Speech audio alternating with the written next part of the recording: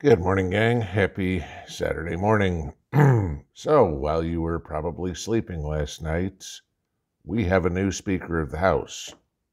Not that it comes as much of a surprise. Kevin McCarthy finally won, and the last six holdouts voted present.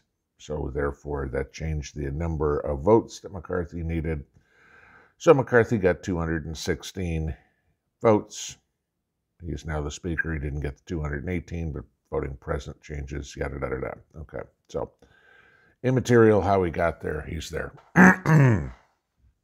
But what did the Freedom Caucus, what did the Patriots, the last remaining people who actually believe in this country get for some of them turning tail and some of them voting present? Well, that's the interesting part. Now, I want to give you this, just a couple of thoughts. Remember for, I don't know, months, 2 years, we have heard, oh my God, we have to have mail-in voting. It takes time to elect a president, right? But everybody's running around with their hair on fire, primarily the media, going, why can't they get this done? Why can't we get it done so fast? They're completely dysfunctional. They can't elect a speaker. But we need a couple of months of mail-in voting to elect a president, right? Okay. Why is it that it took longer to pick a new Speaker of the House than it took to pass $1.7 trillion in debt? Okay. Why is it more people are interested in who the speaker is than how much money we spend? Okay. Notice this. Congress, your congressional representatives had to be in Washington, had to be in their comfy leather chairs all week. And they were bitching about that because, I don't know, they couldn't go spend time fleecing companies or fleecing the people or glad-handing with lobbyists or eating steaks and drinking champagne. They couldn't be out stealing money. This was bothering them. So this is what we get. Now, the Democrats never faltered. 212 votes for Hakeem Jeffries every single time. But that's typical of the Democrats. They work in lockstep. Whatever Nancy Pelosi says is what they do. I think I'm kidding.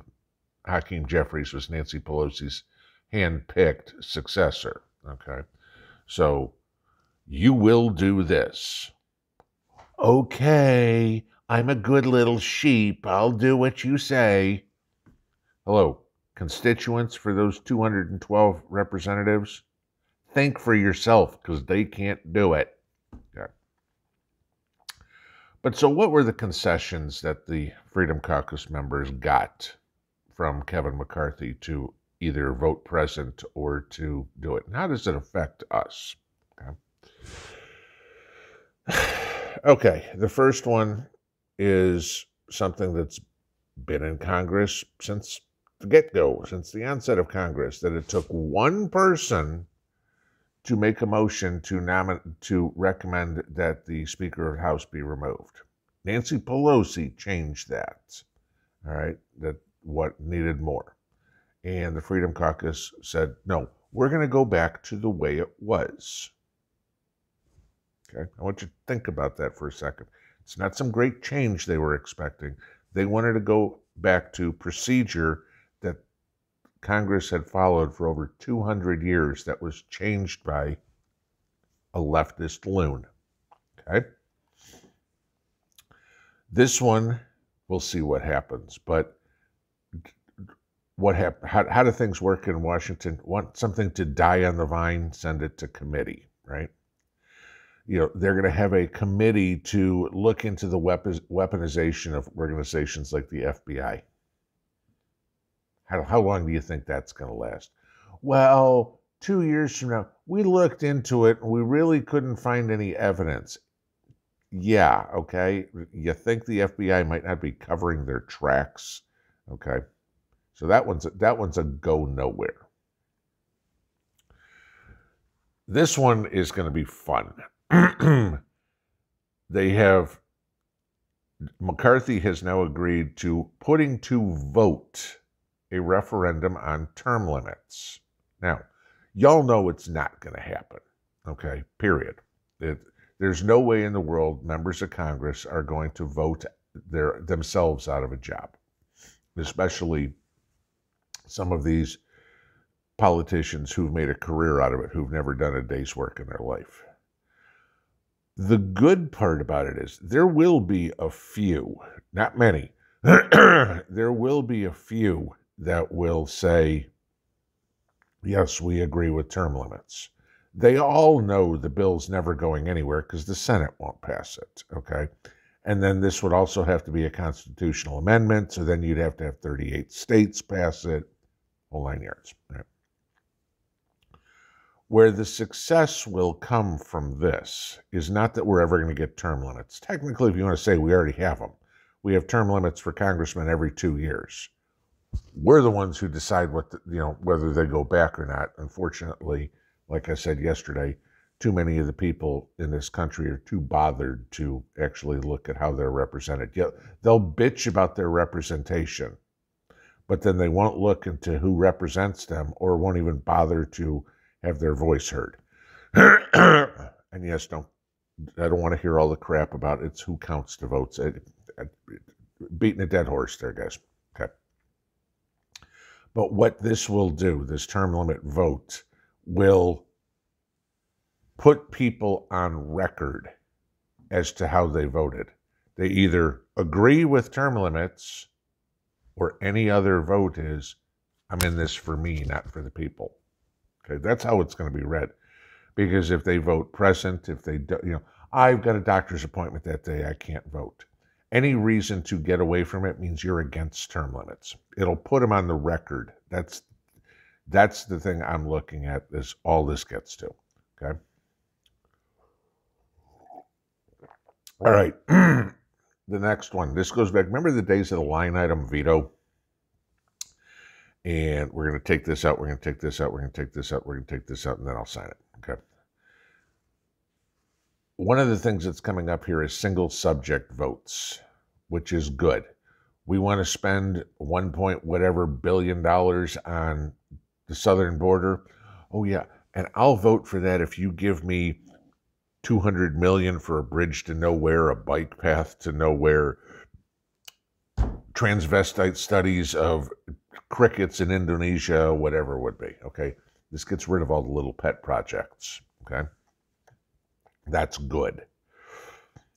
They're mandating the House do something about the Texas border, okay? The funny part is they didn't say anything about California, Arizona, and New Mexico.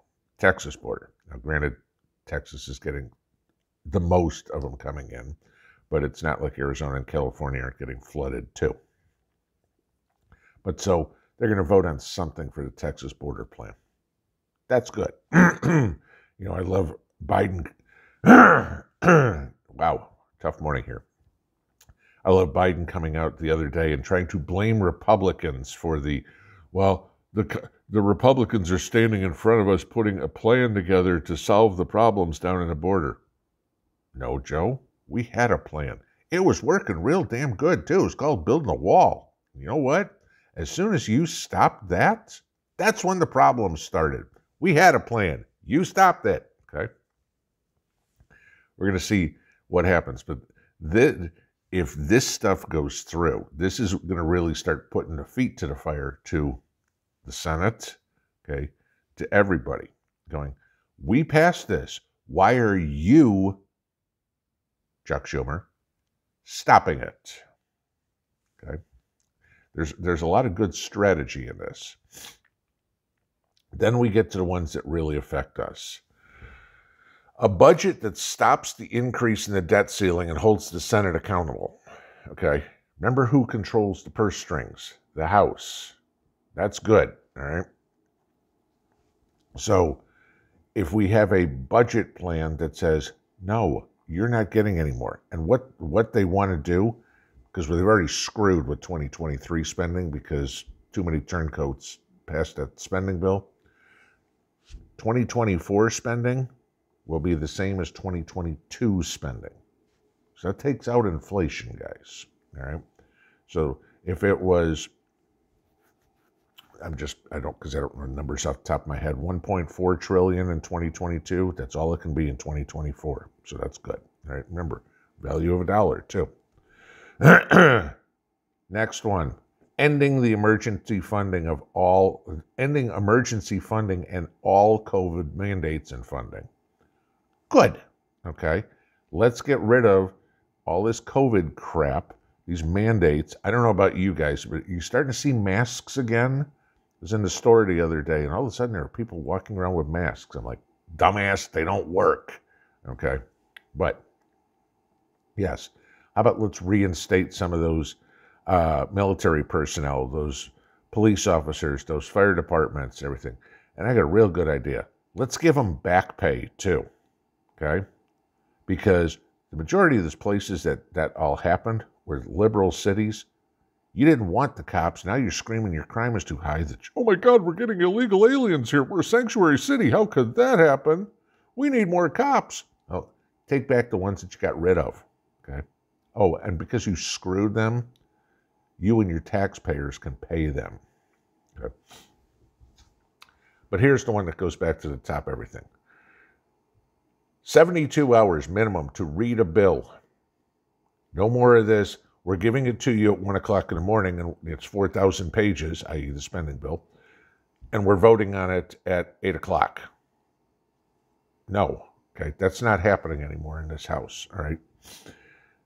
Those are good things. I will commend the Freedom Caucus greatly for actually doing things, getting things put in, or negotiating stuff that will actually benefit the people of the country.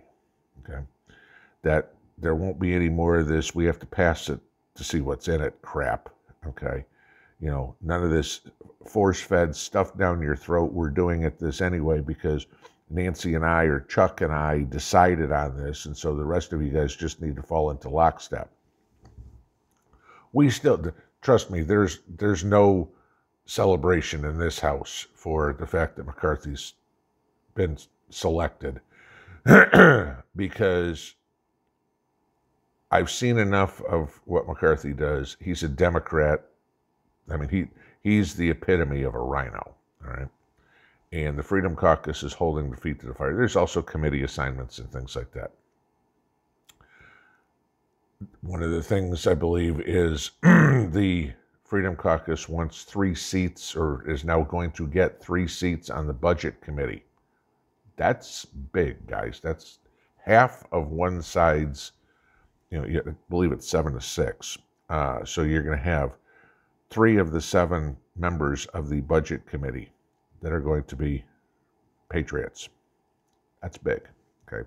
Because the 6 on the other side are communists, so now it leaves it to those 4, tip 1, and we're there. So, it ain't terrible, but I don't trust McCarthy as far as I can throw him. I figure he's going to have some sort of excuse to weasel his way out of every one of these things.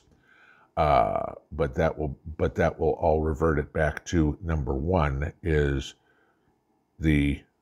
takes one person to make a motion to remove him, because the first time he bails on one of these, you guarantee there's a motion to remove him. We had this agreement to put you in the seat. You did not do it. Motion to remove. I know a lot of people say, gee, this is going to destroy the the Republican Party. Good. Okay. In order to get this country back, sometimes you need to tear a little bit down to build it back better. How about that one? All right. The Republican Party needs to get rid of the rhinos. We need to tear down that deal. We need to start educating the public. Somebody made a comment yesterday in the comments that you should be required to take a civics test to vote. You have no idea how much I agree with you, okay? How many college graduates in this country don't know where Washington, D.C. is. I mean, that's just sad, okay?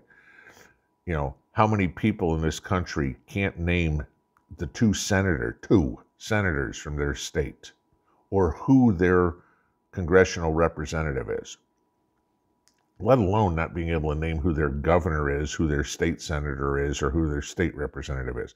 I mean, at a minimum, you should know that, because otherwise, the people that can't be bothered, I don't want to hear from them ever, anywhere, about, oh, inflation's too high. Oh, interest rates are too high. Oh, crime is too high. Who'd you vote for? I didn't vote. Shut up. Okay? Sorry.